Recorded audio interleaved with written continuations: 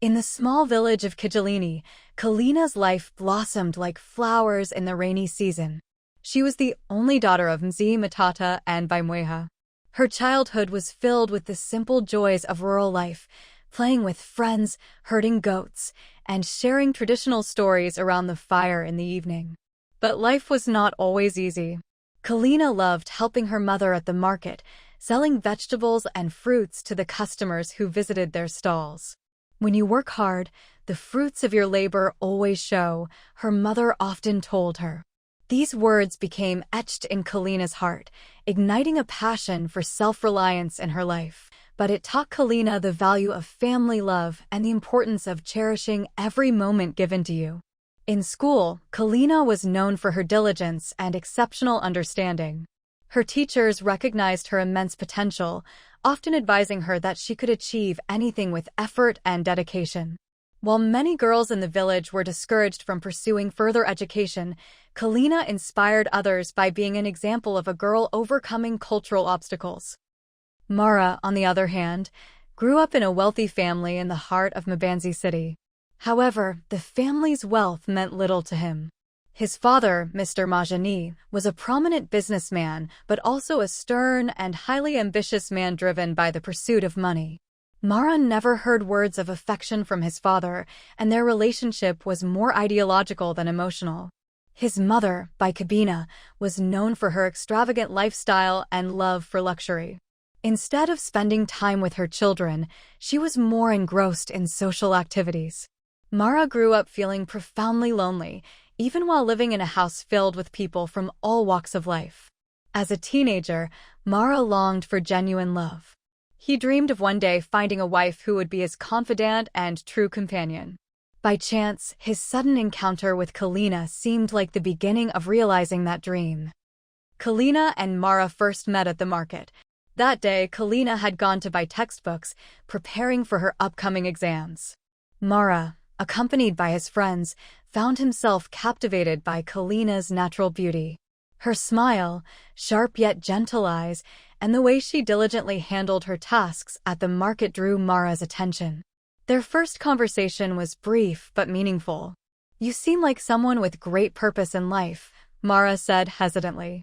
Calina smiled and replied, "Purpose is important, but you must work for it." Those words struck a chord with Mara, and from that day, he felt compelled to learn more about this young woman.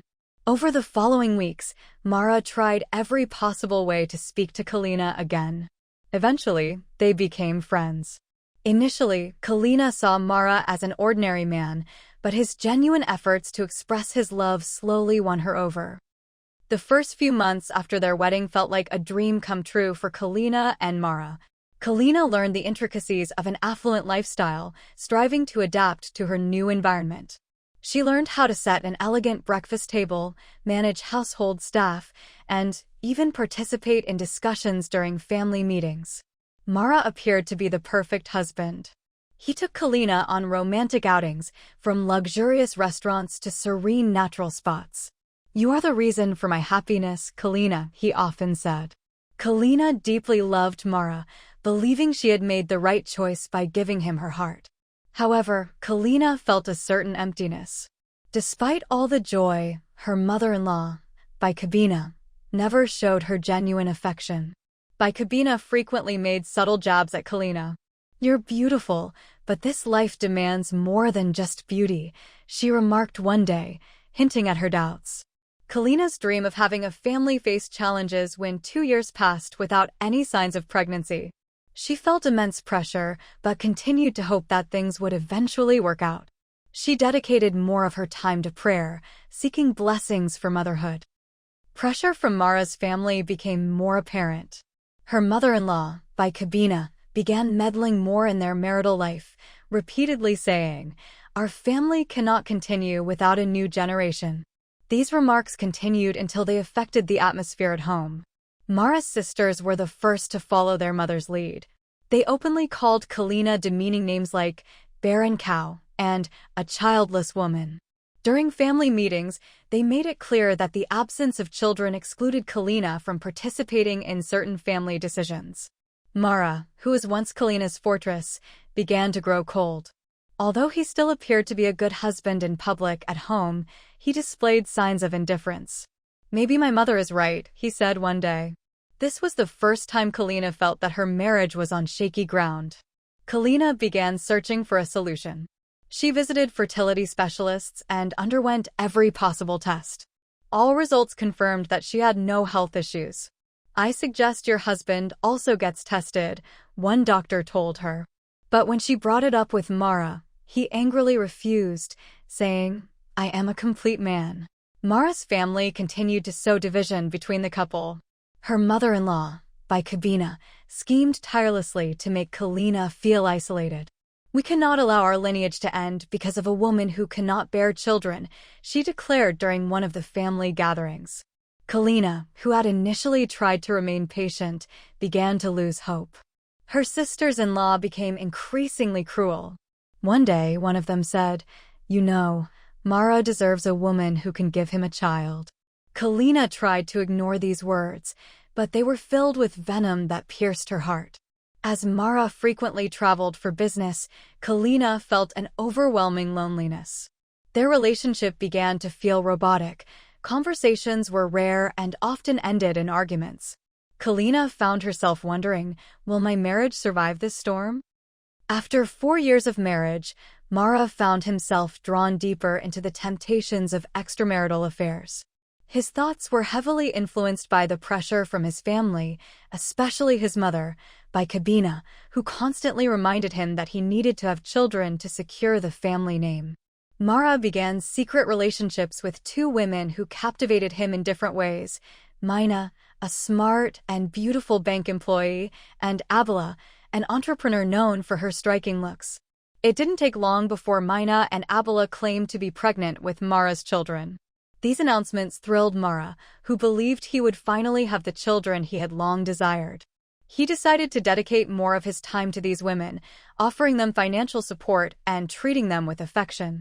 Mara began spending more time away from home, often using work as an excuse, though in reality, he was spending it with his new families. Calina suffered deeply as she saw photos of Mara and his children circulating on social media. This was a dagger to her heart, especially as Mara's family openly mocked her. Her sisters-in-law sneered. "See? Mara was able to have children outside the marriage. You're the problem." This drove Calina to withdraw further emotionally and mentally. Despite the suffering, Calina continued searching for a solution. She visited another fertility specialist who, yet again, confirmed she had no issues. The doctor reiterated that Mara needed to be tested, but Calina knew the suggestion would not be received well. After months of emotional torment, Calina made a bold and courageous decision to leave her marriage and start anew. One day, after a heated argument with Mara, she packed her belongings and returned to her parents in Childlessness village. "I've endured enough, Mama. I need peace," she tearfully told her mother. At home, Calina was warmly received by her family. Her mother, Baimweha, comforted her, saying, "Life is a daily battle, but true love should never make you feel like a prisoner." While taking time to reflect, Calina began attending spiritual gatherings and participating in community projects. She started to rediscover her worth as a woman and human being, independent of the inadequacies others had tried to place on her. In the village, Calina met Dubé, a man of humble means but a sincere heart. Dubé, a transport driver, was a cheerful and moral man. He had no wealth, but he had genuine love. "I may not be able to give you everything in the world, but I can give you my whole heart," he told her during one of their deep conversations. These words touched Calina profoundly, and as they grew closer, she found the strength to believe in love again. A few months after marrying Dubé, Calina noticed changes in her body. Symptoms of pregnancy began to appear, but she couldn't believe it immediately. She mustered the courage to visit the hospital, where tests confirmed she was 2 months pregnant. Her joy was immeasurable. She knelt down, thanking God for this incredible blessing. News of Calina's pregnancy spread like wildfire. Dub's family celebrated with immense joy, exclaiming, "Calina, you're a blessing to us." However, the news also reached Mara through social media.